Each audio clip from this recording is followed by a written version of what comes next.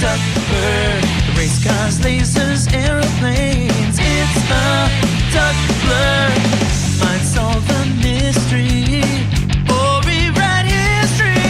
DuckTales. Ooh. Every day they're out there making DuckTales. Ooh. Tales of daring, do bad and good luck tales. Danger, watch behind you. There's a stranger out to find you. What to do? Just grab onto some DuckTales. Woo! Every day they're out there making DuckTales. Woo! Tales of daring, do bad and good luck tales. Woo! Not ponytails or cottontails, no DuckTales. Woo!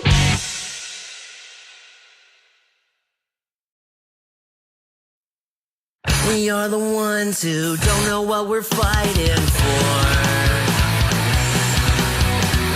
Give us a gun and send us all off to war. We are the ones who grow up in violent homes. We are the ones who don't know what's right or wrong. I know.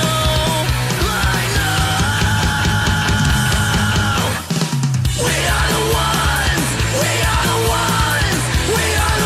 who were born into war. We are the ones who just don't give a fuck no more.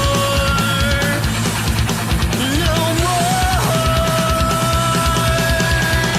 We are the ones who don't know why we're losing score. Give them a badge so they could send us to the morgue. We are the ones who are scared to walk out the door.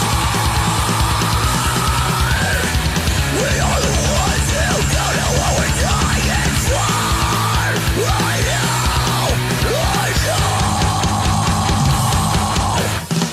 We are the ones who were born into war. We are the ones who just don't give a fuck now. We are the ones who were born into war. We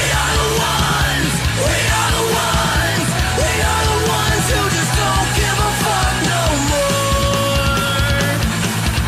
No. Get off his fucking neck. Let me shoot you.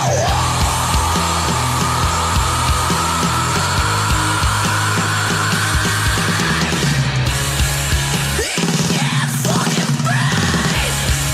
So let me shoot you.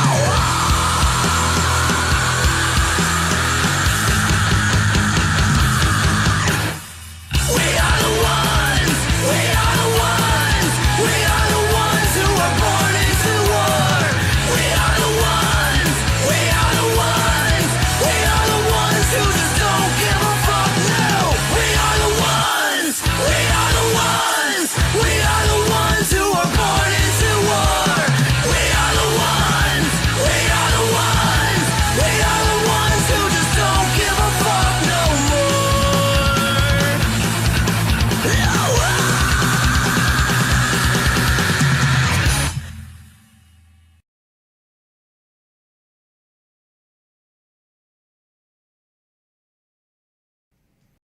Warning: this podcast features adult subject matter, adult language, and things not meant for children to hear. Viewer discretion is advised. You've been warned. Hi, kids. It's me, your old pal, Buff Gently, and my pal, Sock Puppet, and his friend, Machine Wash Hand Dry Only. We're here to talk about politics. I'm kidding. I'm kidding. I'm kidding. I'm kidding. I'm kidding. I'm kidding. Relax. If you haven't clicked off yet, you already know. You are tuned in to the latest episode of the I'm No Joe podcast, the show where every armchair quarterback can feel like Eddie Bravo. Today, as like most days, I have got a glorious panel here with me to get into all the shit talking and shenanigans, the fight announcements and fuckeries that have all come down the MMA pipeline since we saw you wonderful folks last. Before we get into all that fun and fuckery, though, first and foremost, gentlemen, how you two doing over there? Another lovely day in paradise, except for the fact that it's not Friday. Not yet.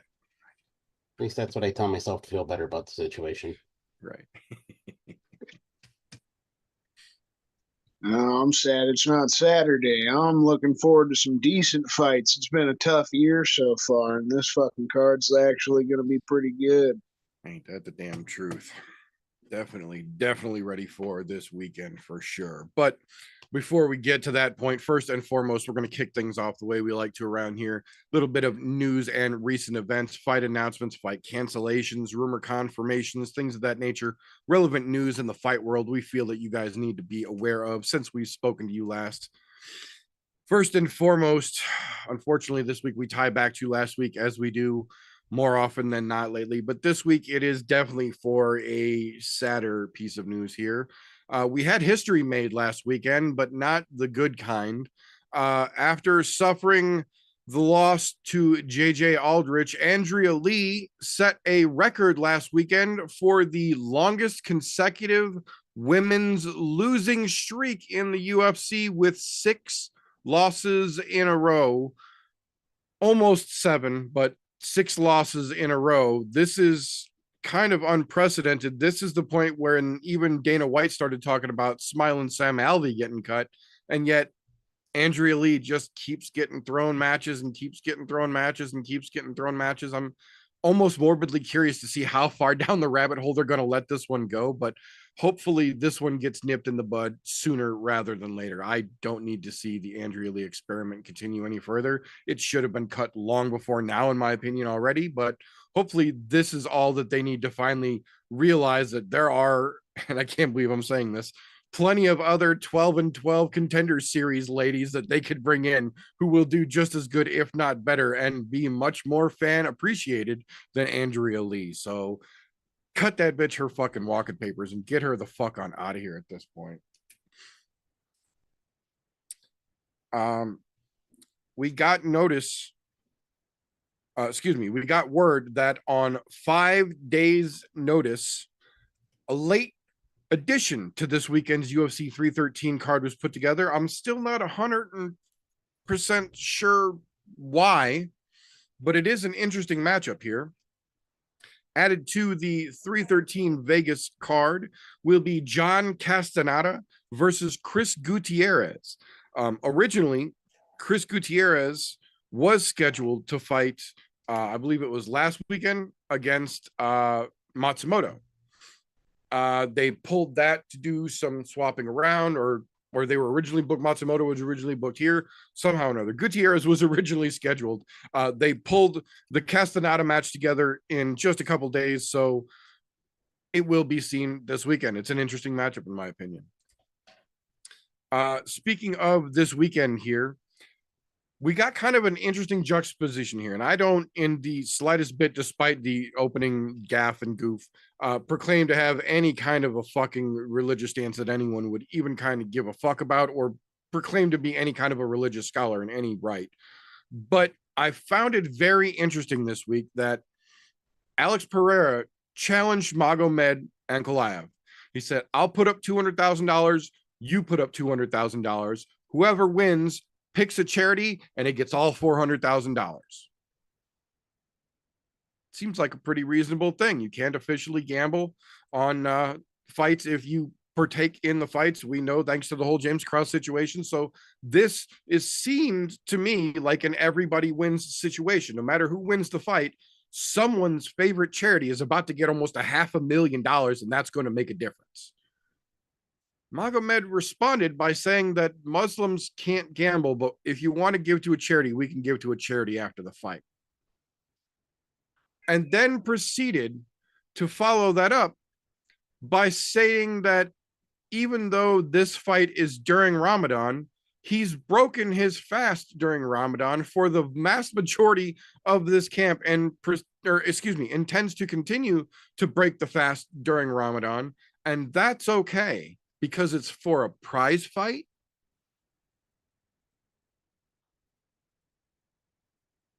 Maybe I'm just not putting all the dots together here, but it seems a little bit counterintuitive there. You would think that the charity would be a little bit more important or would be a little more understandable here than literally breaking the tradition of Ramadan for a prize fight. I don't know. Just one of those things. I don't claim to be a know-it-all, but that struck me as odd, and I felt other folks might feel the same. That being said, moving forward past this weekend's nonsense. Next Thursday, March 13th, Combate Global will officially kick off their Combate Female event. The first time Combate Global has had an all-female event. 6 all-female matches go down next Thursday evening. They will be broadcasting that live on YouTube for those of you who are interested. So it will be something to go back and watch after you see our show next Thursday. That being said, March 22nd, a couple weekends from now, officially confirmed Dirty Boxing #1, the first public dirty boxing event from Mike Perry's new promotion here. This one will be headlined by Yoel Romero versus Ross Hilton, former Bellator fighter. All indications point towards Yoel Romero doing to this poor gentleman what he did to the other gentleman in the quote-unquote private screening of the Dirty Boxing organization. It's going to be interesting to see how that one plays out. That one, I believe, will also be on YouTube. The following week after that, March 29th, UFC Mexico City got another fight that pretty much everyone expected to see coming added to it here. Vince Morales steps back into the octagon to take on Raul Rosas Jr. The Meepster himself has been saying for a while now on social media that he's trying to get on that Mexico City card, that was his plan, and get the Mexico City card and then get the Mexican Independence Day card on the other side of it here. We'll see if that actually comes to fruition, depending on how Vince Morales actually shows up in a couple of weeks down in Mexico City. Oh, this one fucking oof. 6 weeks from now, April 12th, the ICI Mania event #1, which is basically the name that they've given to the event, built around Rashad Evans and Rampage Jackson boxing, had an interesting matchup added to it this afternoon.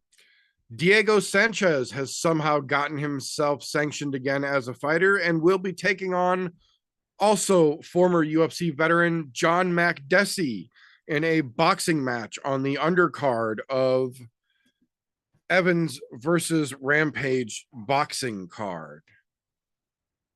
I will say this.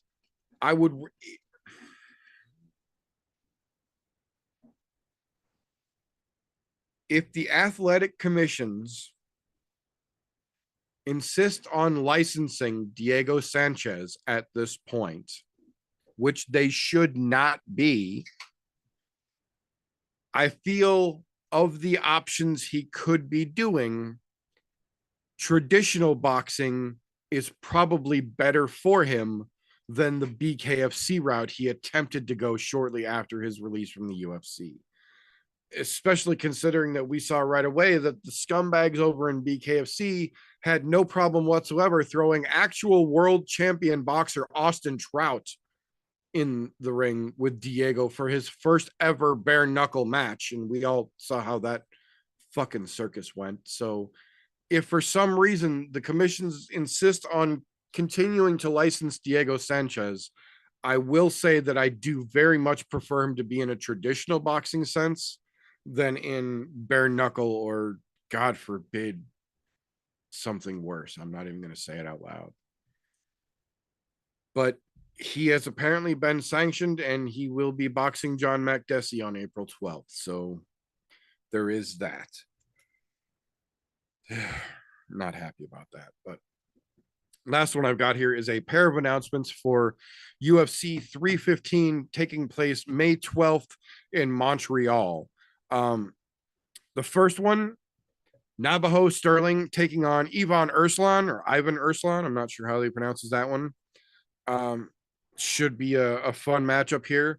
But the big one that they announced this week, the winners from last weekend get to come back and face each other and 315. Modestus Bukauskas versus Ian Cutelaba are going to face each other in Montreal. And I think that is absolutely fucking perfect. When you've got multiple fights in the same fucking weight class taking place on the same card, there isn't much reason, if they're all relatively ranked close to each other, the winners shouldn't fight the goddamn winners. This is how rankings are supposed to meritocratically progress. This is how you find out who is actually better than who and where people match up in their fucking weight class. So for once in a great fucking while, I actually have to give a quick applause to UFC matchmaking. This is how they should be fucking doing it. It's not going to stay this way going forward, but they at least got this one correct. That being said, that is what I have got for news for this week. Either one of you gentlemen have anything I might have missed this week? Nothing that's important enough to mention. All right, well, that is the news that we have for this particular week, which will bring us to drumroll announcement time. We did it once upon a time and it worked out pretty fucking well. Unfortunately, though, the folks that we did this particular thing with have since gone their merry ways and are no longer available to partake. But the thing was so much fun that we decided we're going to bring it back. And the thing that I am referring to is the fan favorite casual corner. Now, since we don't have the previous engagees here to do casual corner anymore, we obviously can't do it every week. But what we're going to do is we're going to start by bringing it back for the pay-per-view cards. And we can't just bring it back with anybody here, and we can't just bring it back for any reason. So the other thing that we're going to start doing here for pay-per-view cards for right now is we're going to start a little pre-show type of deal, what we're really excited for right before the things we're excited for happen type of show. Fans can come in, ask questions. We can give you answers about the card. We get to tell you the things that we're excited about right before they happen, basically.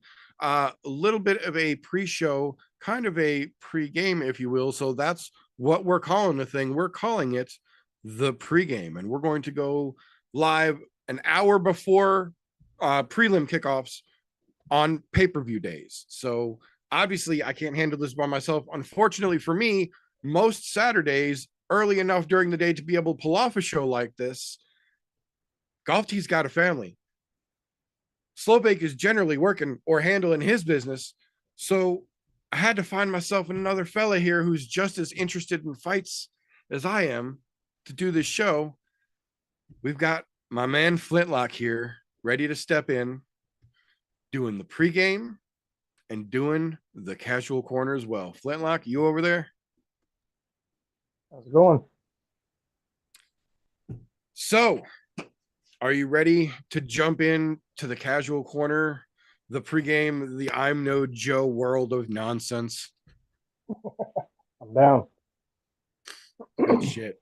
So, for folks who might be new, casual corner, my boy Flintlock here has been watching fights with us for a while. He's getting more into it, but he is what we would affectionately still refer to as a casual. He knows some things, he knows some positions, he can recognize things, but he doesn't have that rabid hardcore fan base knowledge like us fucking lunatics do. So we bring him in. We're going to give him the co-main event and the main event. We're going to give him the fighters. We're going to allow him to look at the pictures of them if he would like, and give us a full-on casual take of how he thinks these are going to play out.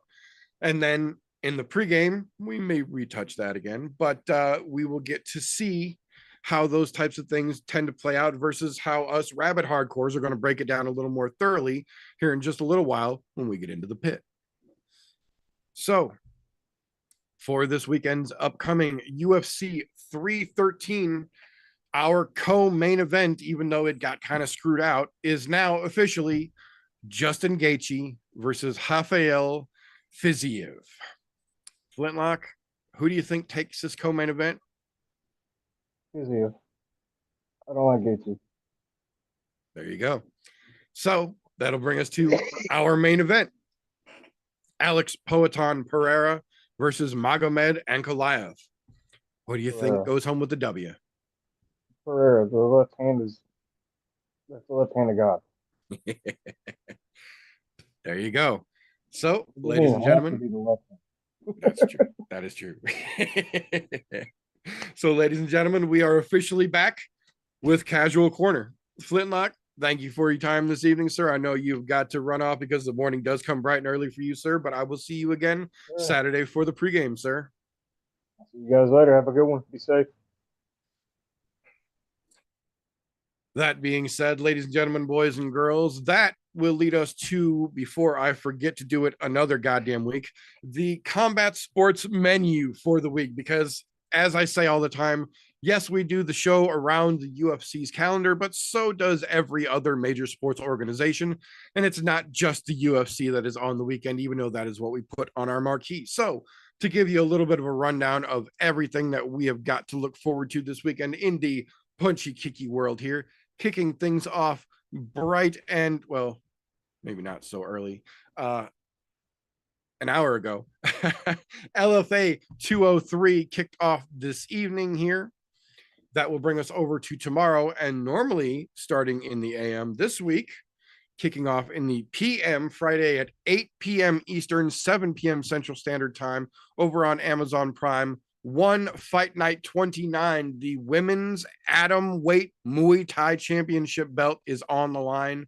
We have got 3 MMA matches to open the card, 1 submission grappling match, and then 6 Muay Thai matches in combat sports gloves. And if you have not seen Muay Thai in the MMA gloves, it is fucking spectacular. I absolutely encourage you to check that out.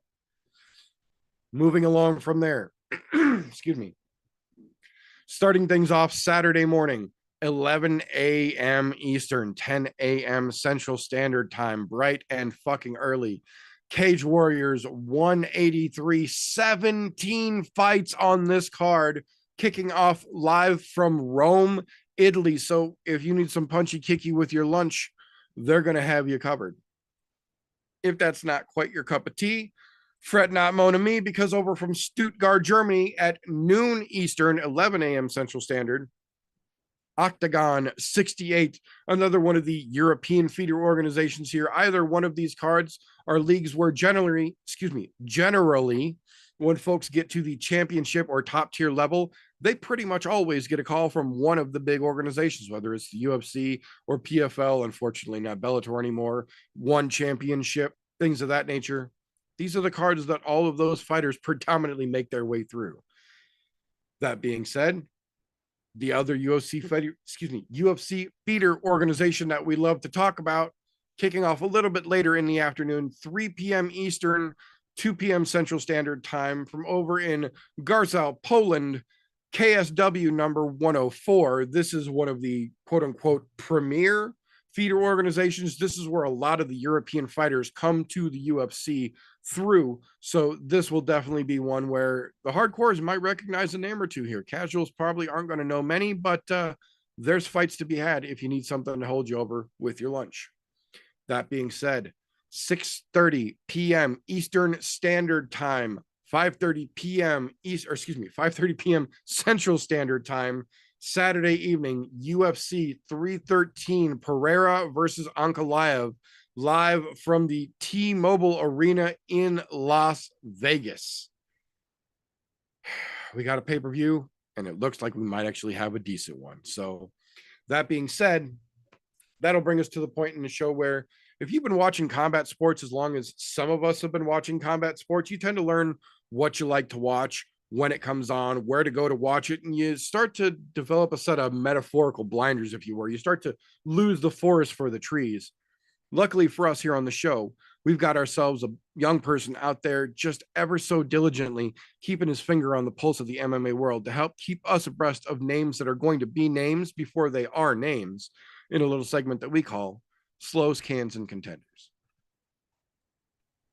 Appreciate you, brother. So, like always, you got to take out the fucking trash. Thankfully, compared to the last couple weeks, we got a lot less trash on this one. But there's still a good little bit. Ozzy Diaz. We started off there. You gotta throw that motherfucker in the trash. Did not look good in his debut whatsoever. I mean, he came from the LFA. Meter was just mentioning that's going on right now. Dude does not look good coming into the UFC. Facing a real young kid with some decent potential this weekend. I don't think he's going to look that great either. Chris Gutierrez, man, and you could throw that whole fight in there. And then saving this fight, and throwing John Castaneda in there. There's nothing that gets me interested about this one at all. Gutierrez has shown he's middle of the pack. He's had some okay moments, but nothing great. And that fight as a whole is probably going to be pretty fucking boring. Not looking forward to it. Got a couple other fights feeling the same way about. Alex Morono against that Carlos Miranda kid. Feeling like this one's not looking great. And you got Curtis Blades and Rizvan Kuniev. Roid head that the UFC's brought in that I feel like is just going to give us a walrus slap fight. So, a lot of shit lumped together there. And Armin Petrosian, I would also throw in the fucking can at this point. I got a few contenders. People that are on the fence could work their way back in. Francis Marshall, I really like this kid. I mean, he's still damn young, 25 years old. He's had a couple of losses here so far. The decision loss to William Gomi, that's kind of rough because Gomi has literally just given us some really rough decisions since he came into the UFC. But I think Marshall can turn it around. Fighting this young kid, 24 years old, the knockout power, 14-1 record, winning the Ultimate Fighter. It's probably the only kid I've actually been excited of the past few years coming off of the Ultimate Fighter.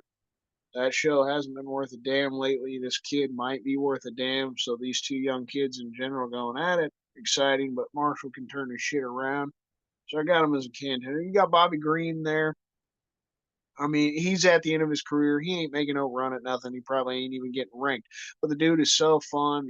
He's the fighter you want to fucking see, just like Jim Miller and a lot of these fucking veterans. Still, whether they're old or not, go out there, throw their fucking lives on the line, in all honesty. Like that fight he had against Jalen Turner where he just got smoked and the ref didn't help him worth a damn. And Bobby's still going out there fucking fighting.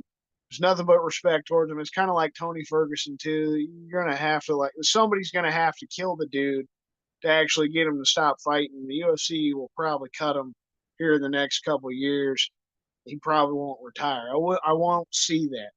Bobby's that kind of guy. I feel like he's going to keep fighting and trying to make money fighting wherever the fuck he can do it until he dies, literally. But he can bounce back in the sense of having more fun ass fights.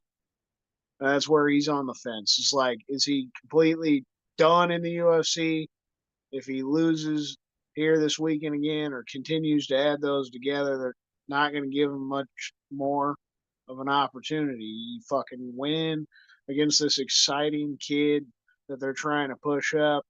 Shows that he's still fucking got it in their eyes, you know. He'll get more exciting fights just like he has the past few years where he's getting these up and coming kids or fucking, big names right outside of the rankings. Jalen Turner, though, he's probably my biggest. He's my biggest contender this weekend. Kid's still 29, and the fights that he's lost in the UFC are against some of the best in the UFC. He's literally fought killers in the top 15 in the lightweight division for the past few years. The only rough loss I feel like he's had in the past few years was the last one he had last April. He just got his ass beat by Renato Moicano, and Moicano, I love him, but he's not the greatest in the world either. He's a tough motherfucker. He's great on the mic. The kid isn't the greatest fighter. He's just a fighter, right? He's tough. He goes out there, he puts it on the line. Jalen Turner, I feel like he's got more potential than just that. He's shown he's tough as fuck. He's been in some wars. He's fought some killers, like I said. He's taken some tough losses lately, but I feel like the kid's still got it. And I don't think this one's a layup at all. I really like Ignacio Bahamadez, man. That kid is exciting as fuck as well. Surprised the hell out of me last year knocking out Manuel Torres in that fucking sphere card they did. That was something. The kid's got some potential. That fight as a whole is great. That's one of my contender fights. Both of them can come out on top as a contender. But at this point, 1-3 in his last 4. Jalen fucking takes another loss. He's going to be out of the rankings. I mean, at this point, you're already fighting a dude that's not ranked. So we just know the position he's in. He's on the fence, man. Even if the kid's young, I still feel like he's got all the potential in the world, and his losses have come to nothing but killers. You're on the fence, bro. Like, even though during the press conference he said he ain't desperate, he doesn't look like this fight is a desperate fight for him. He seems like he's in a great mindset. Still love him and his personality. It's just, you got to get this one. So he's on the fence, but still feel like he's got that potential. The fucking contenders, though, there's definitely some of them really fucking excited for. Like individuals, I touched on Mauricio Rufy fighting fucking Bobby Green. This dude, he's only had the 2 fights so far. Coming in the debut and knocking out Jamie Malarkey, that was something. It caught the eye a little bit. His last fight, it is what it is. He's not fighting a fucking world breaker in his last one either, but they're immediately jumping him up to Bobby Green here. And like I said, dude's towards the end of the career. He's older. He's taking some losses, but he's get or get got. Like, Bobby Green is going to try to go out there and, fight this dude like it's a street fight. He's going to try to kill the motherfucking kid. It's going to be insane actually seeing 2 dudes try to do it. We don't get it enough anymore where we get 2 guys actually go in and have a fight, lay it all on the line. And that's what we were so excited about, the co-main event we were supposed to get. We can only hope we still get something near that, but touch on that as well. Fucking as excited as I am about Mauricio Rufy, I am excited for the co-main event, Gaethje and Fiziev. I'm putting that fight in there. If Fiziev can somehow win this fight, obviously it puts him in as a true contender. Especially the less than 2 weeks, short notice. Hasn't fought in almost 2 fucking years after that knee injury. Like, it'd be big. It'd be a big moment, but I don't see it happen. Vinny, we had a fun moment. Vinny's taking Fiziev this weekend. I love it. I was like, man, you got some balls, brother. He's laying his nuts out on the table this weekend with that one. And like I said, it'd be a big moment for Fiziev. But he got his ass whooped just about 2 years ago by Gaethje. Like, ass whooped. People think that fight was close. That fight was not close. Like, he got some good licks in on Gaethje at points in that fight. Yes. But did he win a single round, in my opinion? No, maybe one. Maybe the first. Maybe that first round of that fight. But that guy, dude, that was just an ass whooping. That was a big brother ass whooping.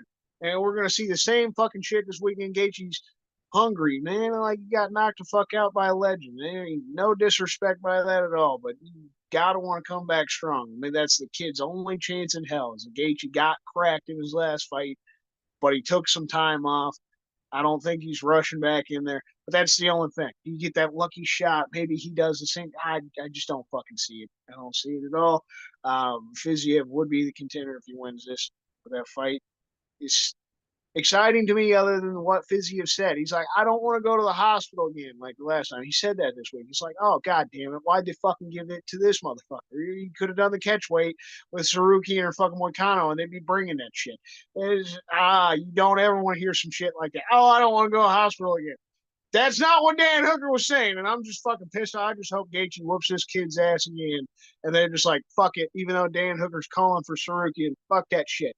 nope, we're just gonna rebook this fight. International Fight Week. We need this fucking shit. Fight gods tried to fuck us, so we're gonna keep on fighting the goddamn gods on it. Come on, give it to us. But I'm excited for the fight still. And Fiziev could be a contender. The ones that are so much better, man. I'm excited for the young kids.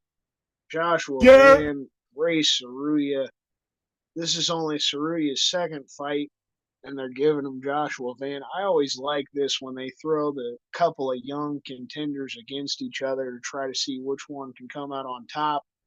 Either one of them takes the loss, and this one they're still so young and have that potential they can easily fucking bounce back. I think Josh Van needs to win more because he's already taken the loss to Charles Johnson. He's been trying to build back, but man, so it'd be easier for Saruya to fuck, and he's undefeated, 22 years old. But God, I'm excited for that fight, seeing how that fucking flyweight bout goes. Then you got Myron Santos, Francis Marshall. I touched on it earlier. Those two fucking kids are going to go at it as well. Got knockout power between the both of them. Turner versus Bahamondes. That fight's going to be electric. I touched on Turner being my contender, but I feel like that fight has the potential to be fight of the night. Me and Vinny do our bet on blood every week. That's my bet on blood, the potential bloodiest fucking fight on this card. Man, I'll finish it off. I do kind of like Bruno Ferreira. He's knocked out RoboCop. We'll see how he does. Petrosian's nothing special, but the kid keeps racking up knockouts. That could be something. He's so partial there. But Yasmin Lucinda, I saved the best for last. This girl is potentially lining herself up for a title shot against fucking Wei Li if she whoops Amanda Lemos's ass this weekend. Like I feel like we could see, right? She's had some real good moments already. Beating Jessica Andrade in her last fight. She's already been impressive as fuck. She's getting the opportunity here. There's just nothing else. I don't think the UFC wants to give the shot to Verna Jandarova, even if she's been on a winning streak. Let's just be honest. I hope we get the Whaley and Valentina matchup, but we got to get Valentina to beat Manon Fiorot now come May. And don't know if shit'll time out. So if it winds up seeing Whaley defend that belt again this year at strawweight instead of getting the champ kind of situation, Lucinda's really setting herself up in a serious situation. I don't see what else she would have to do. Even if Whaley wants to go up still, I don't see. The only thing then is she'd probably still want to be active. That was another thing that I've been thinking about this whole week as well. This little girl is 23 fucking years old, right? And Lemos has more of the UFC experience, but this girl already has more professional fights at 23 years old than Amanda Lemos does at 37. Lemos is 14 years older, and this girl already has more professional fucking fights. It's just, she's shown she is badass. She is tough as fuck. She's going to bring it. She's well-rounded as well. She's got the ability to not be taken down. She's got the ground game, and she's got some serious fucking hands on her. That's her biggest attribute, and that's fucking special at 125 or especially 115 like she's at, man. We don't have a lot of ladies that are knocking bitches out. She's one of those. We might even see some blood in that one. Might be the bloodiest fight in the ladies' fight. Love to hear what you boys got for your cans and contenders. There's definitely some shit. It's fun. Like, you can easily be excited more so this week. Like I said earlier in the pod, man. It's not as hard to find the gold.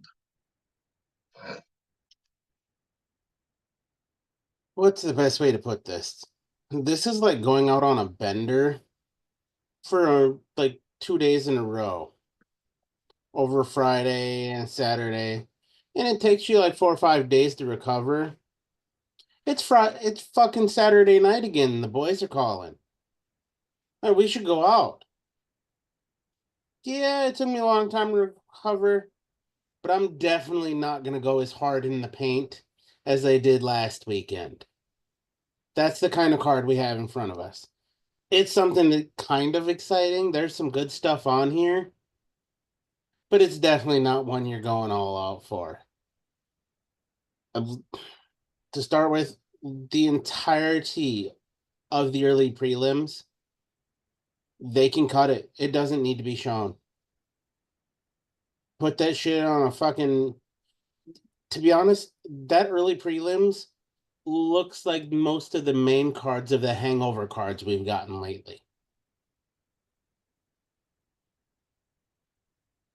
Alex Morono is fucking washed. I'll say it if nobody else will say it. I don't care about Carlos Leal.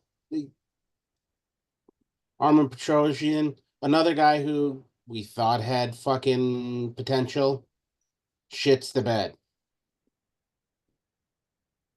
Curtis Blades, to his credit, had one of the funniest fucking things to say about his match booking. He said, I've never heard of the guy. I had to Google him.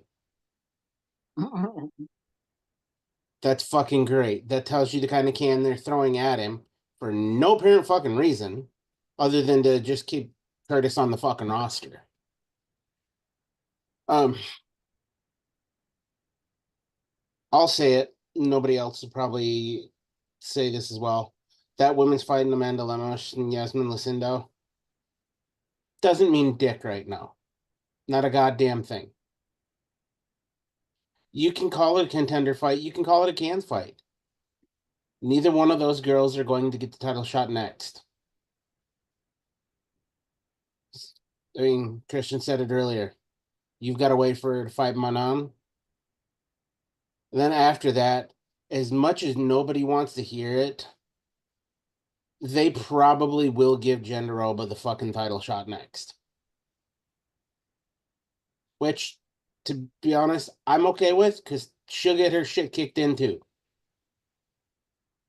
Well, she's got to get through Xiaonan first. She might get her shit kicked in even before then. So there's that as well. That's the Fair other reason enough. why. We might get more Chinese on Chinese violence again. That is a possibility. But as far as the People's Co-main event, that's a take it or leave it situation for me, Jalen Turner and Ignacio Bahamondes. That's a Schrodinger's contender fight. I have no idea what the fuck is going to happen with either one of those two. Jalen's been all right since he's been in the UFC, but never going to be a world breaker. I don't think you will ever see him at the top of the game, albeit he's young still, not even 30 yet. I just don't see it. Ignacio, he's a young fighter coming out of Chile, and he's looked exciting so far. He's going out and finishing guys, but he's also not fought anybody of any fucking merit. This is going to be his first fight of merits for us to actually see where he is. So yeah, Ignacio Bahamondes is my certified contender on the fucking card. Because we honestly don't know about him. The 6-7 fights he's had in the UFC have all been against other cans trying to make a name for themselves. Albeit he's done great work, to his credit. He hasn't fought anybody. This is going to be his first real test where you got a guy in Jalen Turner who's actually had some tough fights with some really high-level opponents, but hasn't managed to defeat any of those really high-level opponents, which is why he's still the gatekeeper right here to come into the top 15. As far as the co-main event is concerned, I think this was something that didn't need to be rehashed. I get it. You had to save the fight card, and I appreciate Rafael Fiziev for stepping in for and doing that. But why Gaethje took that fight, other than he just wanted to fight and bounce back off out of a fucking KO, that's the only reason I can think he wants this fight. Because the first one was not as exciting as everybody thought it was. To be honest, it was quite lopsided, in my own opinion. That, and it's not a contender's fight, because even if Gaethje wins, he doesn't get a title shot. Fiziev wins.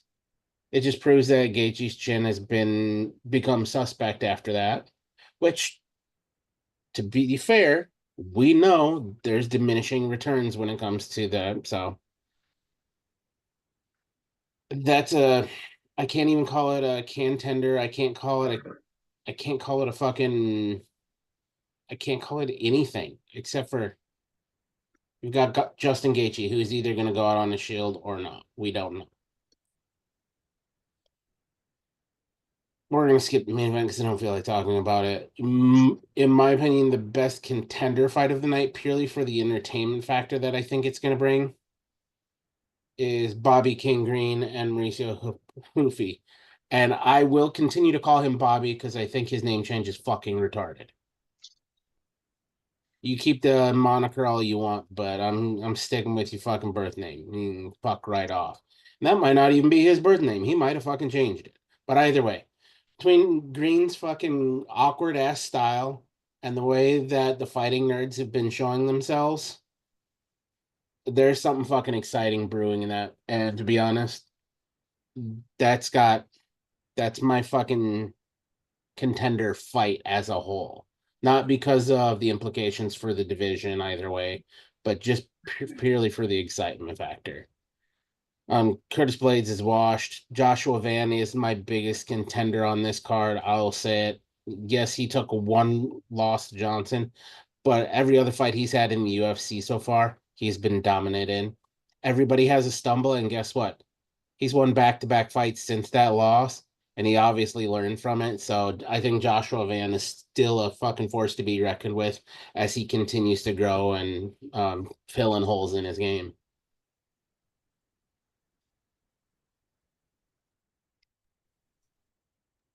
Look at that, Slovak. I did not say the whole fucking fight card was trash. You're welcome. That being said, I'm blaming hanging around with TJ so much this week because what I see when I look at UFC 313 is an entire pay-per-view full of why the fuck are we doing this matches? Yes, on paper, they are better than the hangover cards that we've been dealing with for the last couple of weeks. Absolutely. I'm not going to try and spin that. What I will say, though, is there is not one single fight top to bottom on this goddamn card that needs to be made. Not one. There are several that I'm interested in. I am very interested in the Ray Saruya versus Joshua Van fight. I am very interested in how that fight plays out. But like Christian said, those are two very highly touted prospects that do not have to fight each other right now. Could both absolutely go their separate ways and save this fight for a potential title eliminator or maybe even a title fight down the road. No reason to make these two fight right now. Armin Petrosian, Bruno Ferreira. We know what Ferreira is capable of. We know the UFC doesn't want Petrosian around anymore. This is a highlight reel being teed up softball style for Ferreira to just knock this motherfucker out and do the whole Hulk thing. It's his goddamn name. It's literally they're spoon feeding him a highlight. We didn't need the last minute Gutierrez versus Castaneda fight. We didn't need it. We just didn't fucking need it. There's props to both guys for taking short notice fights, but we didn't fucking need it on this card. Morono versus Leal. What is that fight doing? Period. What does that fight mean? What is a good win for either one or a rough loss for either one of those gentlemen mean right now? Nothing. Curtis Blades versus Rizvan Kuniev. You know why they made this fight? Because if Kuniev comes in and drops Curtis Blades viciously, like a guy who's been using steroids for a while is inclined to possibly do, it gives them a reason to cut Curtis Blades, which makes Tom Aspinall's resume look that much better because all of the competition that he beat on his way up is falling out from behind him. Bobby Green versus Mauricio Hoofy. Do we really need more bodies to show that the fighting nerds know what the fuck they're doing at this point? Does anyone really think that even if he gets lucky, Bobby Green is going to be able to do anything dramatic to Mauricio Hoofy? Amanda Lemos got a title shot. She might not have earned it, but she got a title shot. Yasmin beating her isn't going to get Yasmin a title shot. Like TJ just said, Yanderova is literally standing in the middle of the fucking lane waiting for her shot. And she's very much the Lady Ankalaev of that division. She's not great.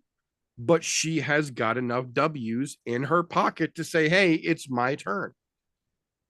They're going to have to give her that fucking shot. So when Yasmin beats the brakes off of Amanda, like I and most people looking at this fight thinks is going to happen, what's going to come out of that is Amanda Lemos is going to go further into obscurity.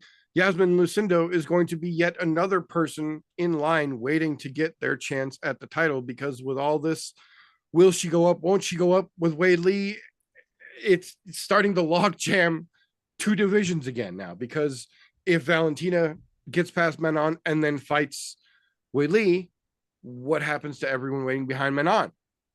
Like now we're doing this again. Like neither one of those divisions are realistically deep enough to have a champ. Neither one of those ladies will be able to fight in both divisions for champ status. So, well, you know, it's getting sloppy. It's getting sloppy right now. Jalen versus Ignacio Bahamondes. Great fight. I got nothing against this fight, but why? What does this do for either one of them? Neither one of them will get into title contention with this win. Neither one of them will be out of ranking contention with a loss.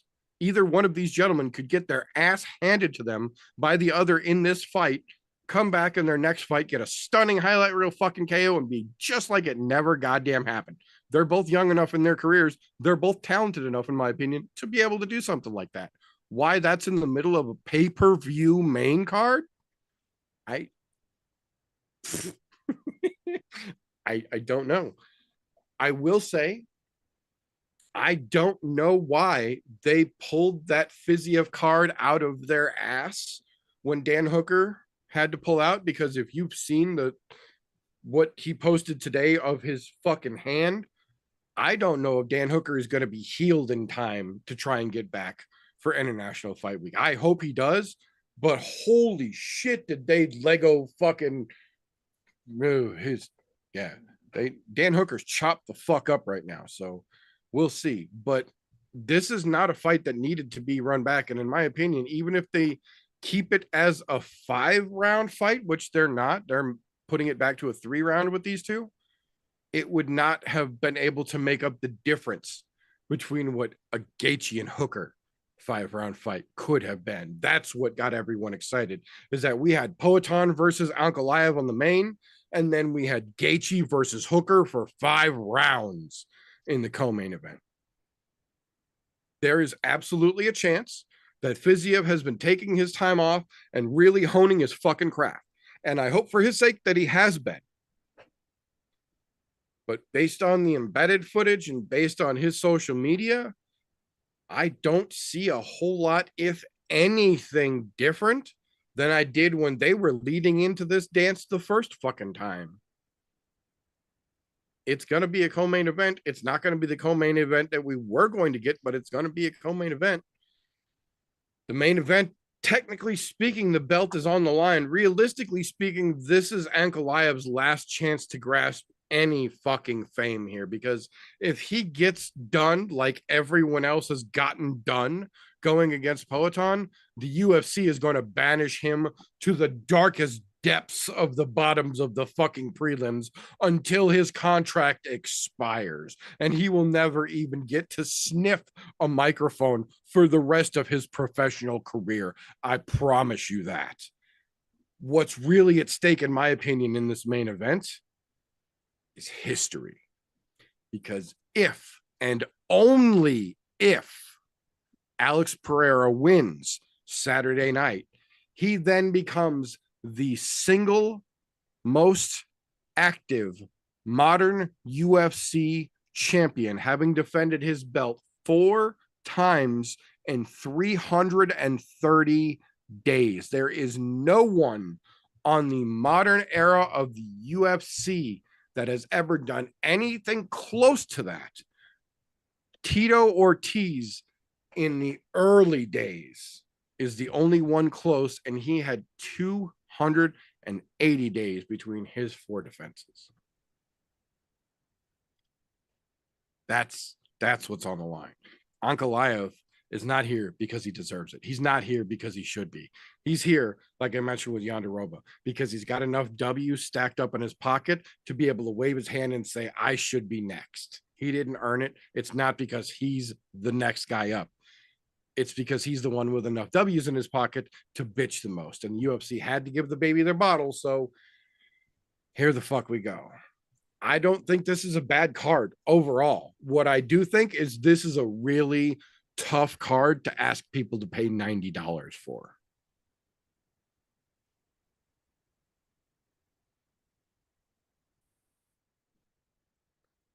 I like both of your points. Definitely could fucking be better, like always. You don't fucking get UFC 300 very often, but there's a lot more to be excited about than what we've had so far this year. I'm looking forward.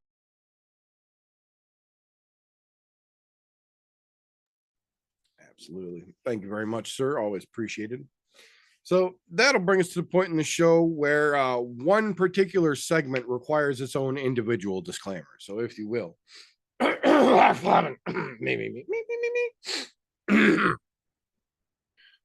Tapology.com does not in any way, shape, or form support, sponsor, or endorse the I'm No Joe podcast. Yet. That being said, Tapology does give you the option to go to their site, create a free account, and make fantasy-style MMA picks just like we do here on the show. They even let you make groups. So we made one. We call it ImNoBookie, all one word, or Group 965, however you need to find it. The group is open to the public. You are welcome and encouraged. Make yourself an account, join the group, and let us know who the hell you are. We'll hold your picks accountable with our picks in a little segment we call Tapology with TJ. Happy fucking Thursday, you freeloaders. Speaking of freeloaders, did you know it's free to go over to Tapology and make an account? It's absolutely free. And I know you guys like free. I hum this every week. You guys watch us for free. That is, unless you're a member of the Patreon, which in that case we thank you for. However, on the other side of that, those of you who are in the free stuff, just make an account. Join the group. ImNoBookie, Group 965, however you want to look it up. You don't even have to tell us that you're in the group if you don't want to, but you can at least see where you stack up with everyone that's in there. And if you feel like you're doing well enough and you want to get in, let us know who you are. We'll pat you on the back when you do well, or we'll tell you to pick your balls out of your wife's purse or whatever the case may be and get your shit together when you're fucking up. I'm just saying, there's opportunities abound there. Now, that being said, we're going to go right into the last week's Manel, Kopp, and Ambayev. Jesus Ambayev fucking card. Oh. That was a bit of a fucking wild card as far as the way things played out. Yeah. When our group barely managed as a whole to go over 500. Like, if you add all of our scores up, we're barely above the 500 mark. 6 of 10 was the best. And there was a few of us with 6 of 10 correct. It all just came down to who got decisions and perfect scores and whatnot to take over the top spot. Unfortunately, to all of our demise, Donna took the top spot in the first fucking week of the Grand Prix. So there he goes, a little insight into how the Grand Prix is going to hold up there. Now, that being said, there was a bit of a firefight down at the bottom between Christian and Nick, which would be down the Sun, fighting for the bottom spot there. 4 and 5 correct, respectively. But Christian he wanted to give everybody a head start to see if he could make a comeback in a short turnaround time on the Grand Prix there. Decided to trip over his dick and then hit it with a hammer a couple times for good fucking measure. 4 of 10 correct, only 265 points. He's starting at almost a 200-point differential from the top. Pretty rough way to start there, Christian. But hey, you know what? We still got plenty of time because I think we've got 7 more events because there's 8 in total for the Grand Prix. So don't feel too bad this week. Just scrape that shit off the pavement, put it back in your pants, be ready for this week, and we'll be all right. Oh, Speaking of the Grand Prix here, let's take a look at the current standings there. If it would fucking load. God, I love this thing. There we go. Now it's doing what it's supposed to. Like I said earlier, Donna blasted out, coming top spot, 6 of 10, correct. She's sitting at 440. I squeaked by into second place at 415, still fucking 25 points off the lead. Oh, Vindog over there, though, hitting that third spot at 400, tied up with Luke at 400 as well. I think those two were fucking cheating off each other's papers over the week. I'm just saying.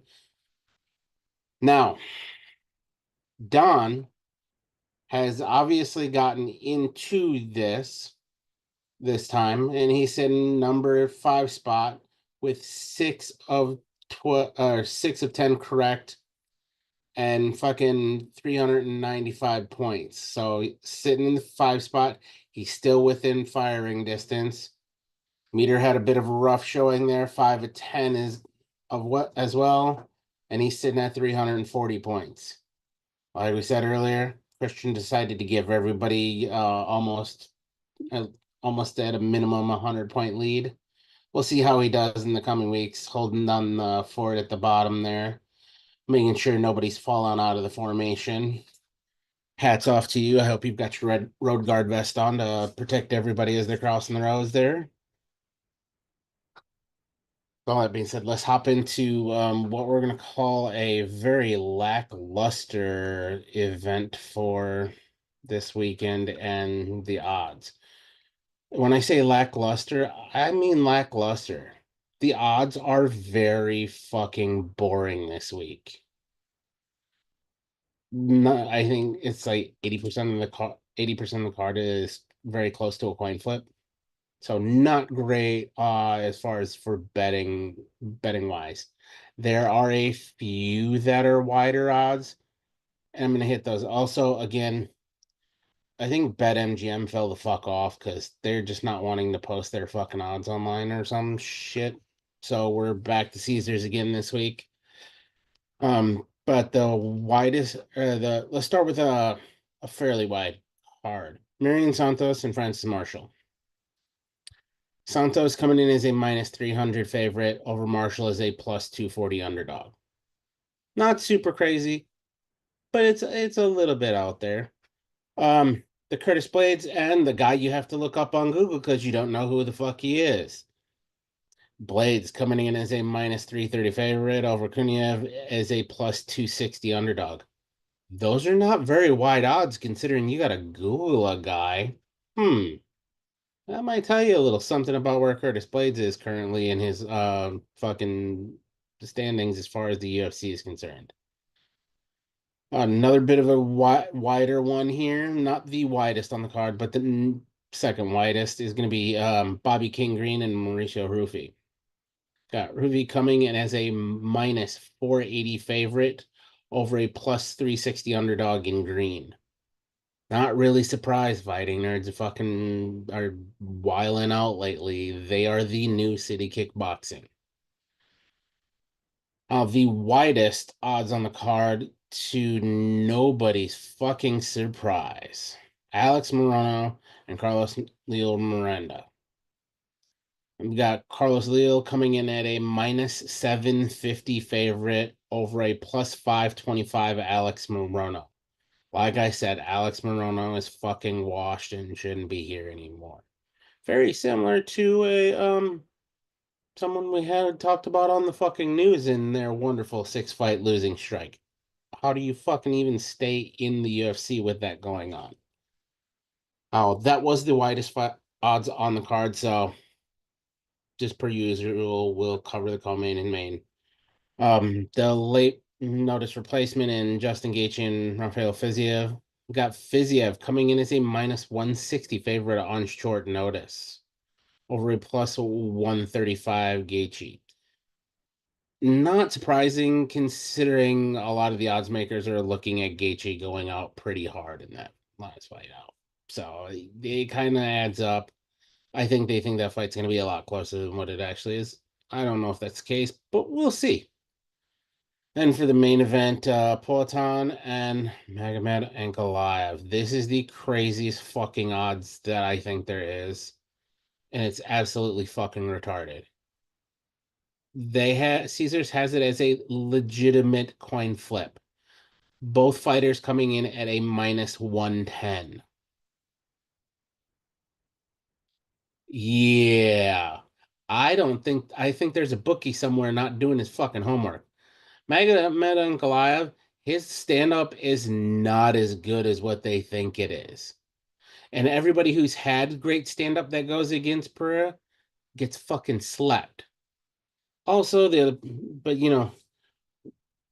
we'll cover that later. But I just think it's just fucking wild that they have those as an even coin flip. And I also looked at because when I did see this earlier, I had to look across the board at a couple other sites. Most of the other sites have it a pretty even coin flip. DraftKings had it a fucking coin flip. Was it FanDuel has it a coin flip, and then there's another place called Betway. They have it as a coin flip as well, and it's absolutely crazy, blowing my mind right now. Any of you who are fight fans and shit, even some people who are just casuals, should know that there is no fucking reason for those to be anywhere near even. That's what we got for this week. Make your picks accordingly. If you're going to bet, bet responsibly. I'm not condoning gambling or telling you to gamble, but at least we've given you some odds and some things to think about. And there'll be more to think about here in a little bit.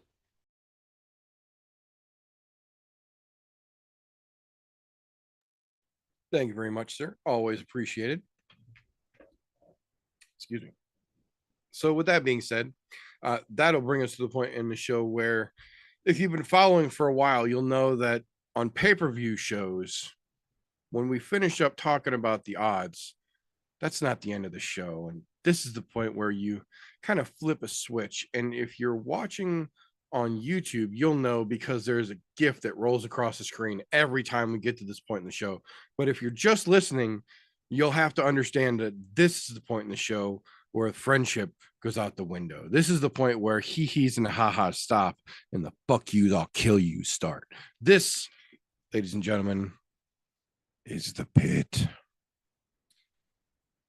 This is where we take the fun of talking about fights and turn it into a fucking competition, because that's what fight people do. So this week, we have got Golf Tee, we have got Slow Bake, stepping in, 2 men enter, 1 man leave. Gentlemen, are you ready for the shenanigans? All the shenanigans are afoot. Let her rip, Tater Chip. All right. I'm ready. All right, he is breathing again. I just wanted to make sure he was still wasn't manual breathing anymore and had to switch back to automatic. So give him benefit of the doubt there. All right, so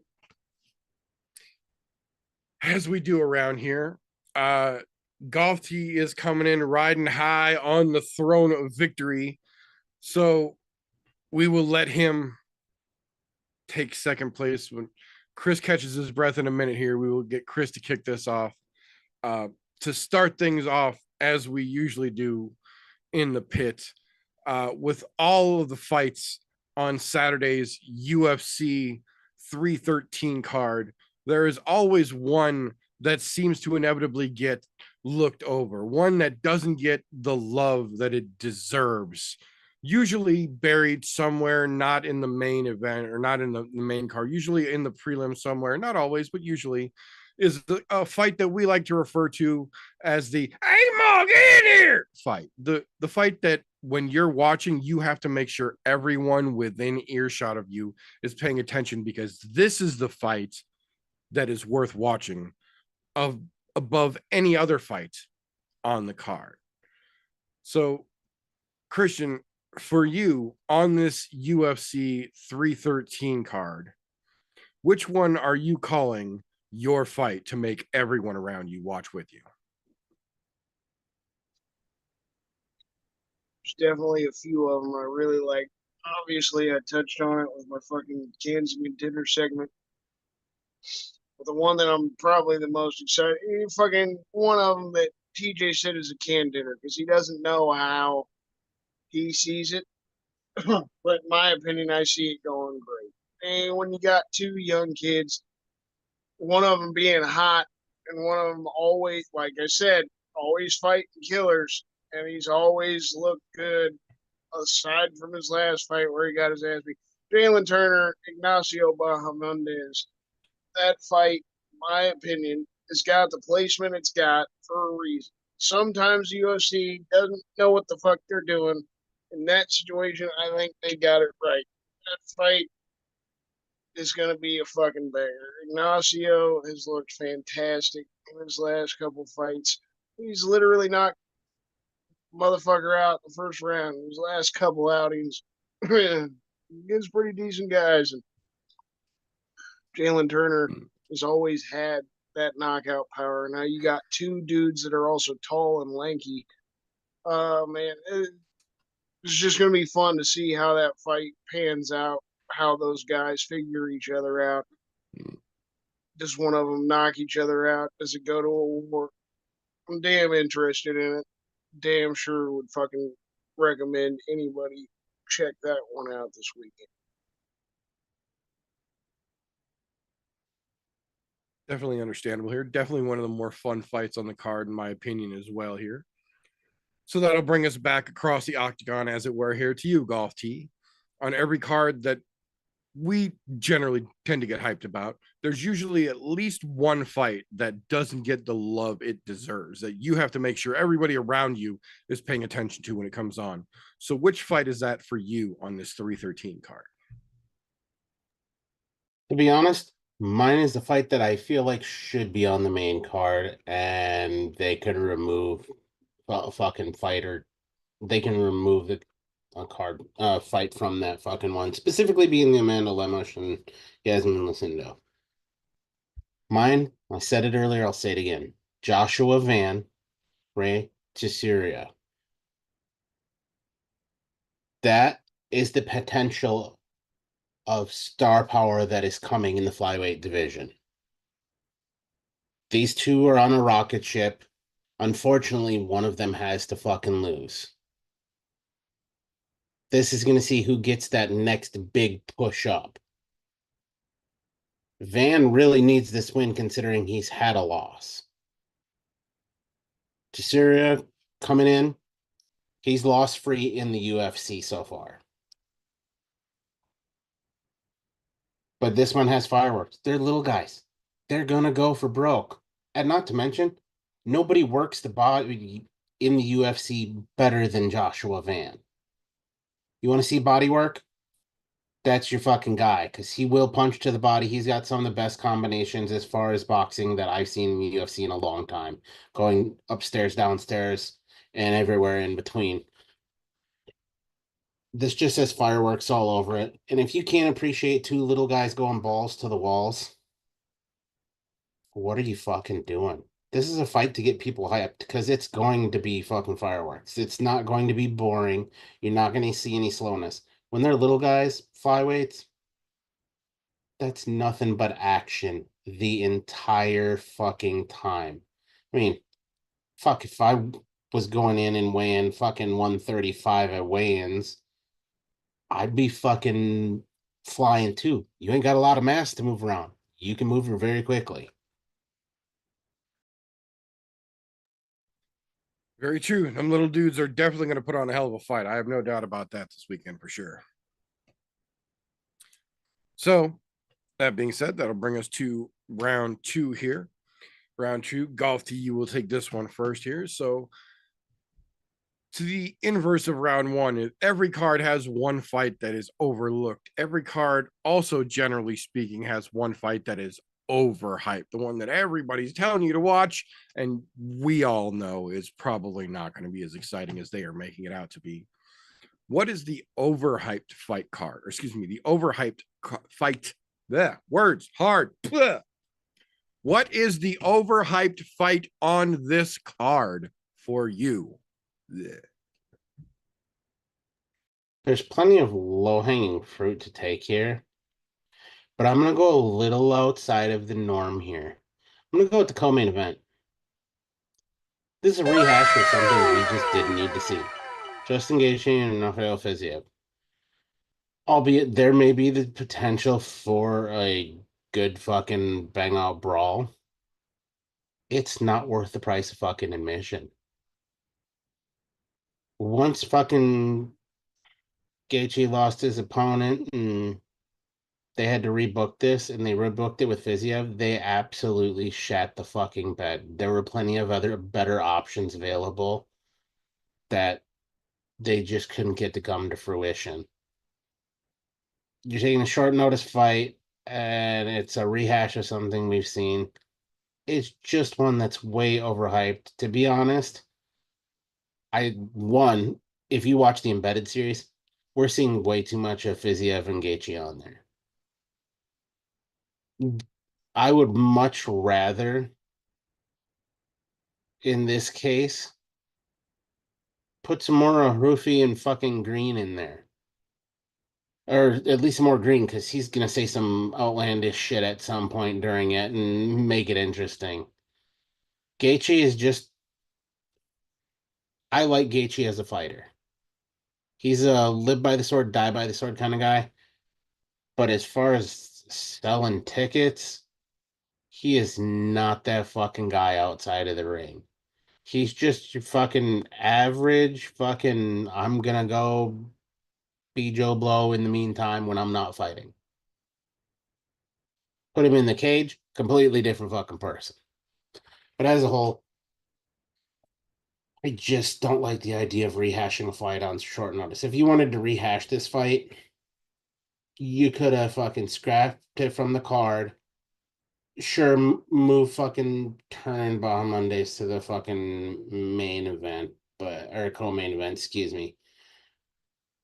But it's not a fight that needed to happen to save the card. The card is already lackluster at best, even if Dan Hooker hadn't broke his fucking hand.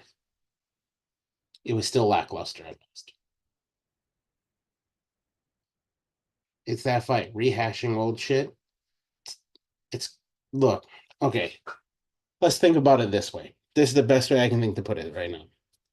This is kind of like kissing your cousin. Yeah, it feels good till you realize what the fuck just happened. Same concept. We've seen this before. We've already realized what the fuck happened. We're just going to see it again. Same fucking concept.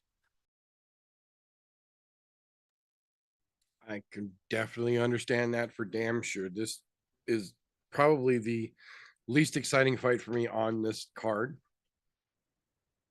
It's not to say there's not a possibility of it being exciting, but going into it, yeah, I'm not that excited about that fight either. I agree with you. So that'll bring it across the octagon is over here back to Christian. Christian, every fight card has one that you have to make sure everybody is paying attention to. That generally means that there's also one fight that you can probably use to do a dab or go take a shit or take your dog for a fucking walk if you just need some fresh air, because it is the overhyped fight of the card. Which one is that for you on 313? I can't fully disagree with what Golf T said. You know, the co-main event is just unneeded. It would have been so nice to just get something different. You had Jalen Turner on the card, could have just bounced him up, fought Gaethje. That would have been fantastic. It is what it is, right? But for me, one other overhyped fucking fight is that Curtis Blades versus Rizvan Kuniev fight. This fucking kid getting his debut against a guy who has literally fought for the championship and has been in the top 15 for the majority of his career. Even if Curtis is on the back end, even if, like TJ said earlier on in the pod, that the UFC's got that image of him, you know, like, we don't like this dude. It's ridiculous that the UFC is already trying to hype this guy up that literally sucked ass in the PFL and got popped for steroids at the same time. So we already know he was in a subpar promotion that's trying to compete with the UFC. And he was kind of shit. But because he's got some knockout power and the heavyweight division is so god awful, they continued, and they have John Jones, right?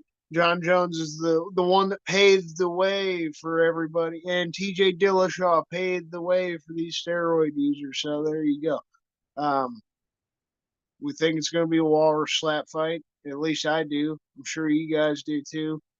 If Curtis Blades, he's got the better experience, he's probably going to fucking take him down. He's going to just hug him out for the 3 rounds. It's going to be rough. That's why the UFC is probably throwing this fucking kid to him in the first place. We know that. Curtis has had some knockouts, can knock people out, but he doesn't go out there and give it his all. You know, he tries to play it safe a lot of the time, use that wrestling.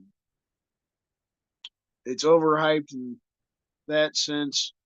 I don't know if it's the, what do you call, premier prelim. They might have placed it there. I don't fucking know. But if it is there, that's even worse.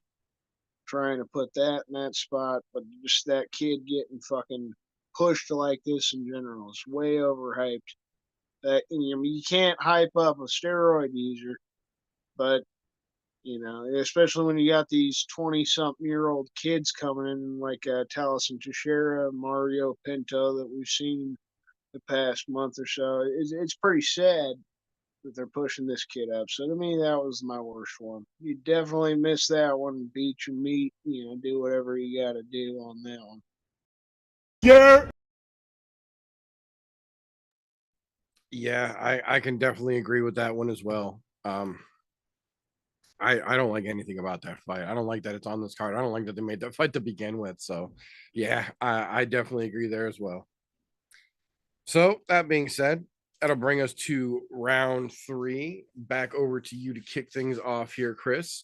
So round 3, we would like to know, it is not the co-main event that we were promised. It is not the co-main event that we were excited for, but it is the co-main event that we are getting. It is the rematch, Justin Gaethje versus Rafael Fiziev, part 2. Who do you think takes the run back? How do you think they do it? This one I feel like is going to be short and sweet for me. You know, we all were in agreement. This fight's unnecessary. It's unneeded. It's not one that we should have gotten. I just mentioned Jalen Turner could have been bumped up. You already had him on the fucking card. That would have been so much more exciting. Fuck. Why don't we do catch weights? If Arman Sarukian was seriously going to do a 160-pound catch weight, a 5-pound difference, why? Just why? You know, things like this don't make sense. But we still got the highlight. That's it. Justin, like I mentioned it earlier when I was talking on my Kansas Contender segment, Justin Gaethje's going to do the same fucking thing he did a couple years ago. Kid hasn't fought in a couple years. His last 2 losses were getting his ass whooped by Gaethje and tearing his knee trying to fight Gamrot. It sucks. It's bad luck. Good on Fiziev for taking the short notice fight. Like, you respect him. He might go out there and put on a war, even though he bitched and complained this week about, I don't want to go to the hospital again. He's not going to have a fucking option there. Justin Gaethje pushes his pace. He's going to hunt your ass the fuck down. You're literally going to have to run around like a little bitch. And we might see the same situation there that we saw last weekend with Asu Amabayan when that fight ended there. He's literally just running. It was just a horrible look, and that's why the ref goes and stops the fight. Justin Gaethje's going to whoop some ass. That's the only part of it that still excites me. And like I said, I just hope that we rebook, whether it happens International Fight Week or not. When Dan Hooker's healthy, that's the fight I want next for them, because there's no way Justin Gaethje, whether he kills the kid in the first round or what, we know Justin's not getting the next title shot. That's the only thing to be excited for in this one, though. Hopefully Gaethje gets a knockout or opens a can of whoop ass. I can definitely see that. I'm inclined to agree with that as well. So that'll bring us across the octagon again here. Golf Tee, It is not the co-main event that we got excited about. It is not the co-main event we wanted, but it is the co-main event that takes place Saturday evening. Gaethje versus Fiziev Part 2. Who takes the rematch and how do they do it? I don't know why this is even a fucking question this week. I really don't. I mean, we got sold fucking wolf tickets on this one. We were expecting a much better fight than what we got. Unfortunately, Dan Hooker is about as reliable for not getting injured as fucking guaranteeing the price of oil is going to go down. It's just not going to fucking happen. Now, all that being said, got Fiziev, who's coming off of a major fucking knee surgery. Hasn't fought since the knee surgery. This is a pretty tall test for him to go, yeah, sure, I'll fight on this. Knowing you just came out from a blown out fucking knee. This is not the one you want to test your bicycle on. That chain is probably still a little fucking loose and rusty there. Gaethje coming off of a KO loss or not, Gaethje is still a scary motherfucker. I really don't see a world where fucking Fiziev wins this. Namely because he's going to be thinking about his knee that whole fucking fight. He said it himself. He doesn't want to end up back in the hospital. Guess what? That tells me you're already in the wrong fucking mindset to be fighting Justin Gaethje. Gaethje's, fuck it. If I die, I die. There's a reason why when he fought Max Holloway and Max pointed to the center, he just fucking swung. He is that fucking guy. Fiziev is not that guy. He looked like he could be for a bit, but no, definitely not. I think Gaethje dog walks him, gets him out of there late second, early third.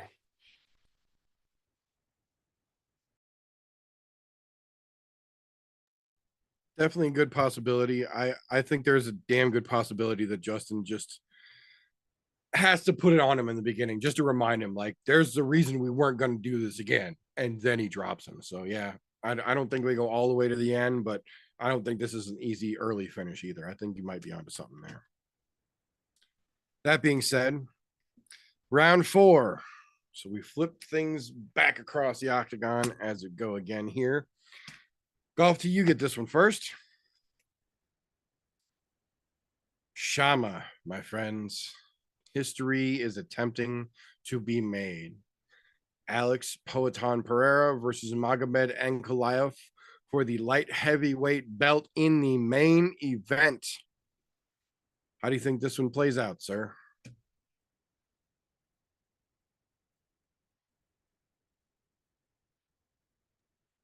This is another one of why is this a fight other than the fact that they have to give Magomed something to shut him the fuck up and get him to move on. There's only been one person in the UFC able to stop Chama so far. And that was Izzy, because he rope-a-doped him. And he got lucky. I'll say it. Izzy got lucky being able to rope-a-dope him without getting knocked out against the fucking cage. And I like Izzy, but there was some luck involved to that. But to his credit, he played it well. Otherwise, he's dog-walked every fucking person, to include Izzy. He's dog-walked Blachowicz. Oh, Blachowicz did well, to his credit. But this was also early in the Pereira learning how to fucking grapple era. Speaking of Blachowicz, did you guys realize that he went to a draw with Ankalaev? If you can only draw with Blachowicz, and Blachowicz took Pereira to decision, you're still going to lose that fight. I don't like to use MMA math, but Polish power is not what Polish power used to be. He's still good, but he's not that same guy. Pereira, on the other hand, He is that fucking guy.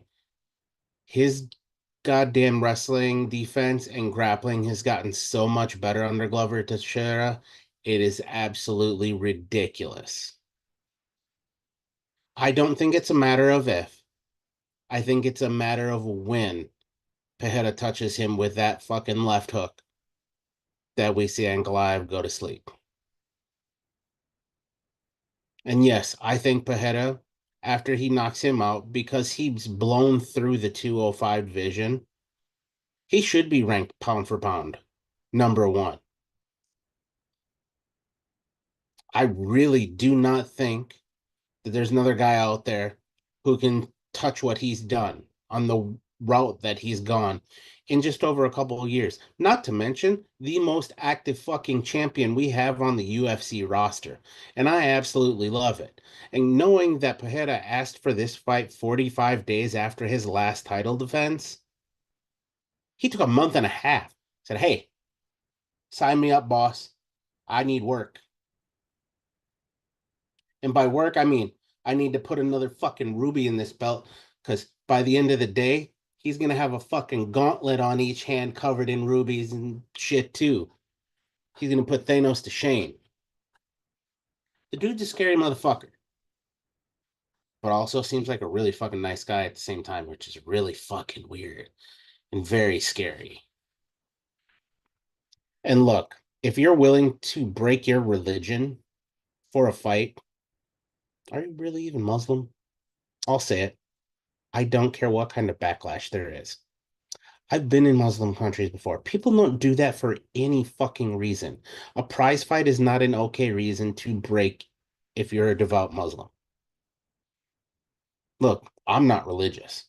I'll say it. But to each their own. And if you're choosing to follow one, you should follow it to the best of your fucking ability. If you're doing some shady shit like that, because you know you're going to need it with Pajeda, that tells me you've already lost this fight before it began. I think Pajeda knocks him out no later than the third round. No later. I'm thinking it's going to happen sooner than that, but no later. We say Ankalaev sleeping, counting sheep, staring at stars. You know, he's going to think a fucking IED went off. It's going to be crazy. Yeah, I am definitely inclined to agree with that. So that will bring us to round 5 here because we've got close scoring right now. And neither one of you know what's what. I know everything, and that's how it goes. And because I know everything and I know that's how it goes, I know that round 5 is different than every other round because it doesn't directly pertain to any one fight on the card we're talking about. This round 5 is no different than that. It does have to do with some people, perhaps, but not the fights.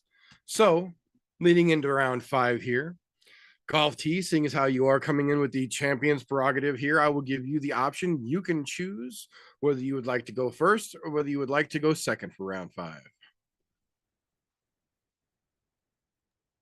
Let's just keep the order the way it's going. Let fucking Christian have the spotlight. And then I'll play the dark side to his fucking light. That's fine. All right. That will work just fine. So Christian, you will be going first here. And as the person going first, I will also give you the option to choose both of your questions here. And now this ties directly back to a comment that Golf Team made earlier when he asked, why are we even talking about the co-main event on this card? Well, the reason is because it's all building towards round 5, because we're not going to the post-it notes of fate today, and it has nothing to do with the fact that I moved things around earlier today and may or may not know where the fuck they are. It has to do with this curious question I have in my mind, and we're gonna go with it, goddammit. So, in the magic wand event, say a magic wand was waved and your phone rings at 1 a.m. Sunday morning, and it's Dana White, and he says, Sean Shelby and Mick Maynard died in a plane crash. We need somebody to make fights for us right now. Main event or co-main event. You can choose either. You will presume the winner and then tell us what the best match for them will be after 313. So, Christian, you can choose either the co-main event or main event, and whichever one you choose, Golf T will do the other. And then you will each have a chance to give me what you think will be the winner coming out of 313's next potential best matchup could be.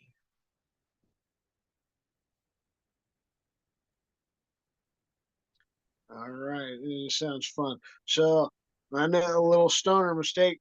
I didn't get my round 4 answer, but quickly I fucking just pretty much agree with Golf T, right?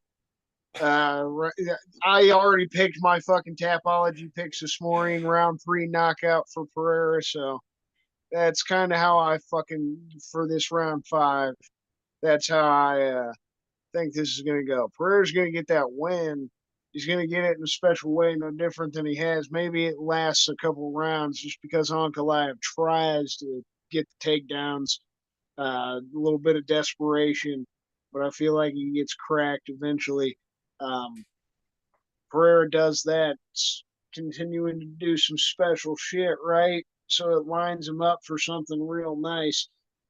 I want to see it work out, that we get John and Tom, and then we can get something special like Tom versus Pereira eventually. That would be fantastic, right? But shit doesn't normally work out the way we want it.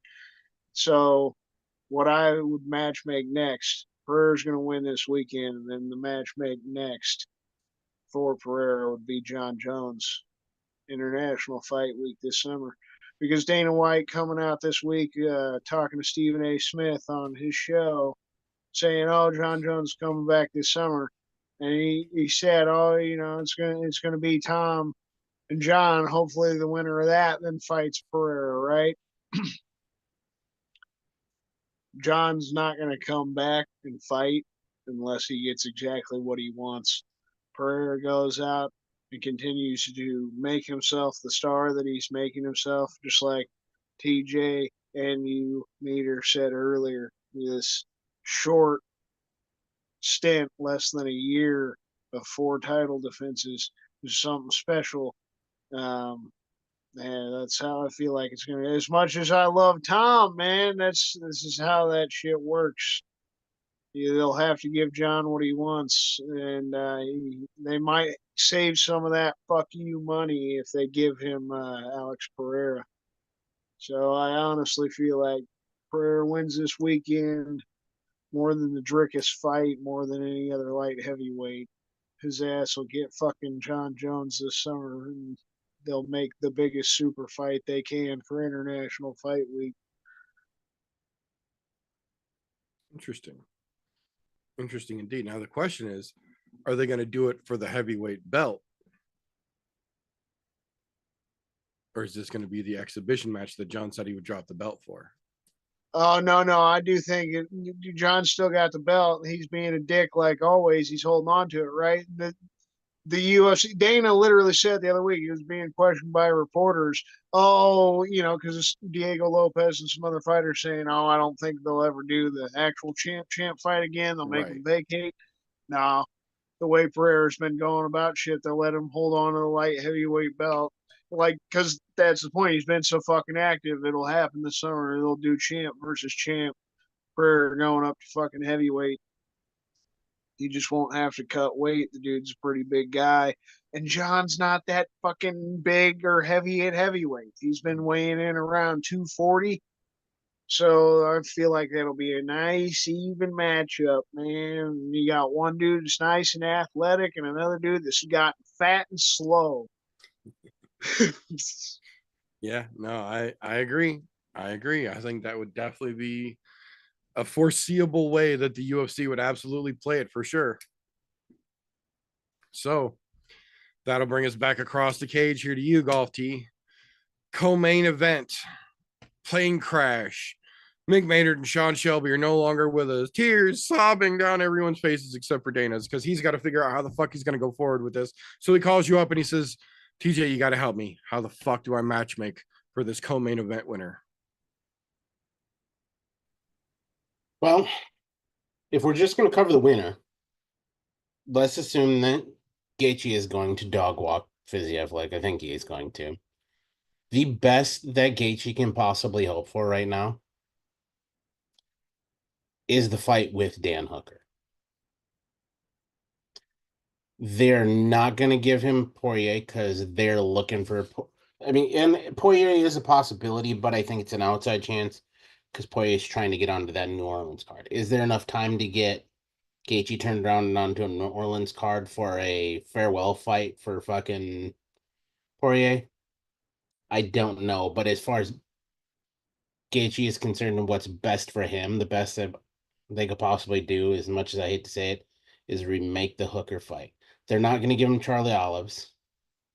They're not going to give him Arman Tsarukyan because he's fighting a fucking number 11 ranked Rafael Fiziev. Unless he absolutely dog walks the shit out of him in the first, that's the only way he gets one of those two. Poirier is out of the question. I doubt that they give him Max because Max fucking beat the brakes off of him in the whole entirety of the fight and just put a rubber stamp on the end of it. So it's got to be Hooker. Maybe if they're looking for something exciting again, they could throw another Chandler at it.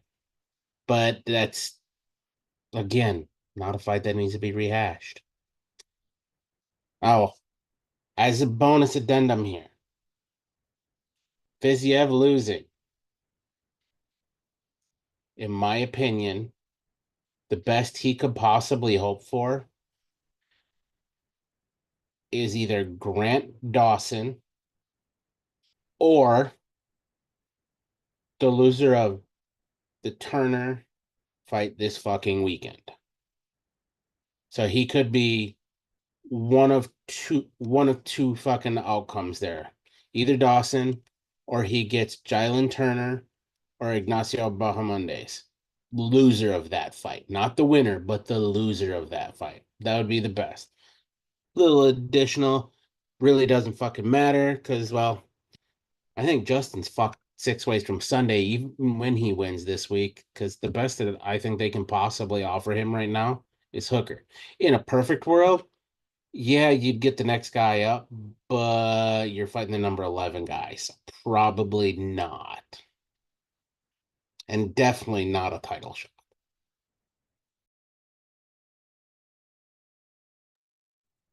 Definitely an understandable answer. Definitely understandable. I can definitely see both possibilities playing out here. So carrying the one, sliding the decimal point over here. Close scoring comes down. It's kind of showing it. 47-48 by a narrow 1-point victory. Christian has taken the throne. Of course, now the green screen's freaking out. That John Jones fuckery. I have to say, it came down to the Hooker fight. I think the Hooker fight will be fun, but I think if Justin goes out and does what we all think he's going to do to Fiziev, I think he's getting Arman next. Because they want to punish Arman, and if Gaethje punishes Arman for the UFC, that gets him his title shot. I don't know that they punish him. I mean, they could punish him but I wouldn't call a fight with Justin Gaethje anything but a punishment if I was a 155-pounder. Oh, that's debatable. I just don't. I think the reason they wouldn't give him Gaethje is the possibility that he fucking wins, and then it's not a punishment. Oh, yeah, but then he doesn't get anywhere because he didn't beat a ranked guy. He just beat Justin Gaethje, who's, in the mix, quote unquote. No, good play by both you gentlemen. Christian has officially taken the W, though, so we will have to see how that shakes things up next time we get back to the pit. But that is all we have got for this particular episode. Remember, boys and girls, when we wrap things up around here, that is not the end of the fun, because tomorrow morning and pretty much every Friday morning, that gentleman, oh wait, no, he's over on that side. That gentleman over there and his other half drop their podcast, the Slow Bake and Contemplate podcast, over on Spreaker.com. Links to their podcast and their social medias, as well as their own channel over on the ImNoJoe Discord server, all down below. Go click the links and tell them how awesome they are. Appreciate you, brother. Fun never fucking stops. So once you get back to hump day, best day of the week, you got to tune in about the same time we do this podcast, around 9:30 Central Time. Tune into the Brother Golf T Vapes YouTube channel. Tune into the Foggy Fairway. If you're into the vapes, you need to learn some new recipes or mixes. They're always fucking mixing some fun shit up. And just pop in, have some fun, good vibes, show some love. All of his links should be down in the description as well. Thank you, sir. Now, if you guys don't know what to do with your time, even though there's stuff to cover your time this weekend, but some of you may need some things to do with your time. The meter does many things. Back by here, there's new shit dropping all the time with the many things that the meter does do. And to find those new things that are dropping, you just go down below. Linktree/ImNoJoe, Linktree/the meter does many things.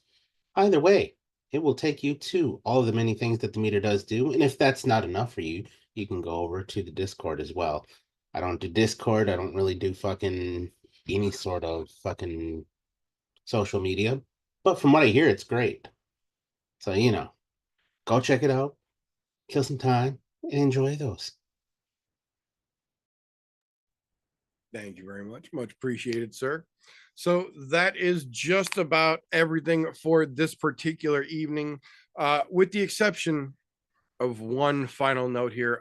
If you are not aware, every year around this time, a group of us try and do what we can to get together as much funding and physical things as we can to help folks who aren't necessarily in as good a position as we are.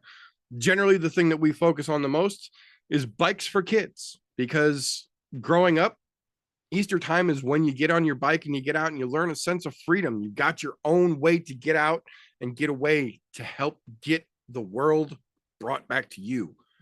We try and do that every year.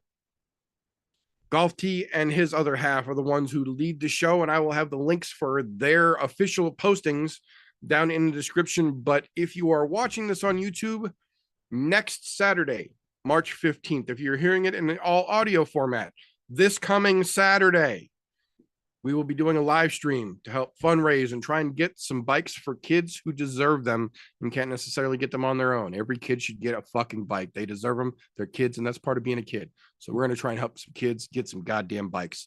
If you're in a position to help us do that, please do. If you're not, please share the links that we put down below so that we can help get a little more attention, try and help get all the bikes we can for the kids who deserve them. That being said, that's all we've got for this particular episode.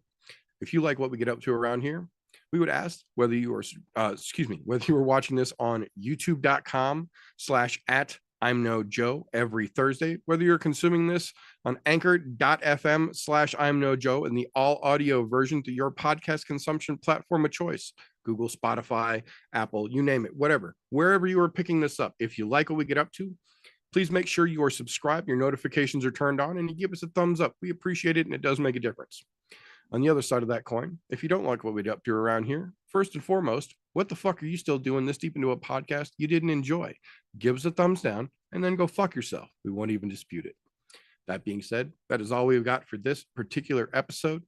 So until next time, boys and girls, remember, don't let ignorance stop you. You can root for anything and help us get some bikes for kids.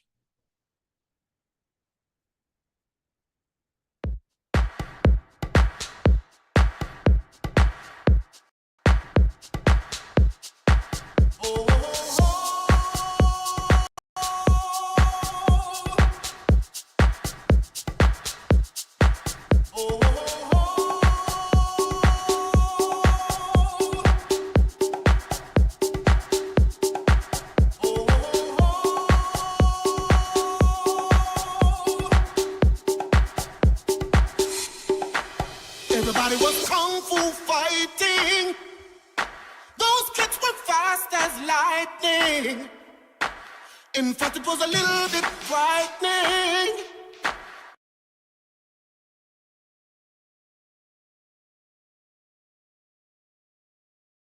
How do I say goodbye to what we had? The good times.